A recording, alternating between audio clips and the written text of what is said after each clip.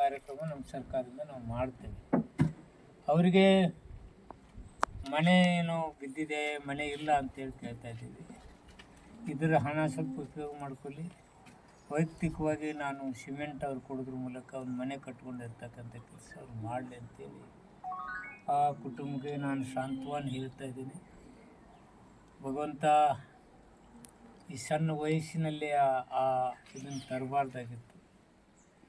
ತುಂಬ ಬೇಸರ ಆಗ್ತಿದೆ. ಒಂದೇ ಮಗಳು, ಅವಳ ಜೀವನದಲ್ಲಿ ಚೆನ್ನಾಗಿ ಓದಬೇಕು ಅಂಥದ್ದೇನಾರ ತೊಂದರೆ ಆದಾಗ ನಾವೆಲ್ಲರೂ ನಿತ್ಯಕ್ಕಿಗೆ ಸಹಾಯ ಮಾಡ್ತಕ್ಕಂಥ ಕೆಲಸ ನಾವು ಮಾಡ್ತೇವೆ.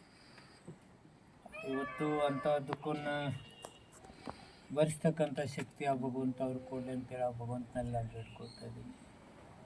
ಎಲ್ಲ ಹಂತದಲ್ಲಿ ನಮ್ಮ ಅಧಿಕಾರಿಗಳು ನಾವು ಜೊತೆಗೂಡಿಸ್ಕೊಂಡು ಇಂತಹ ಕೃತ್ಯ ನಡೆದಾಗ, ಬಹುಶಃ ನನ್ನ ತಿಳಿದಾಗ 24 ಗಂಟೆಯಲ್ಲಿ 5 ಲಕ್ಷ ರೂಪಾಯಿ ಬ್ಯಾಂಕ್ ಖಾತೆಗೆ ಜಮಾ ಆದದ್ದು ನಮ್ಮ ಅಧಿಕಾರಿಗಳ ಕಾರ್ಯವೈಖರಿಗೆ ಶ್ಲಾಘನೀಯ ಅನ್ನಿಸ್ತಾ ಇದೆ.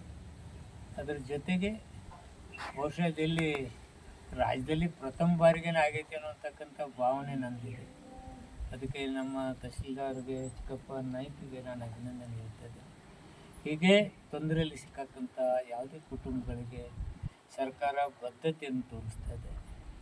ಅದರ ಜೊತೆಗೆ ನಮ್ಮ ಅಧಿಕಾರಿಗಳು, ಸರ್ಕಾರದಲ್ಲಿ ಕೆಲಸ ಮಾಡ್ತಕ್ಕಂಥ ಅಧಿಕಾರಿಗಳು ಚಾಕಚಕ್ಯತೆಯಿಂದ ಮಾಡ್ತಕ್ಕಂಥ ಪ್ರವೃತ್ತಿಗೆ ನಾನು ಭಾಳ ಖುಷಿಯಾಗಿದ್ದೇನೆ.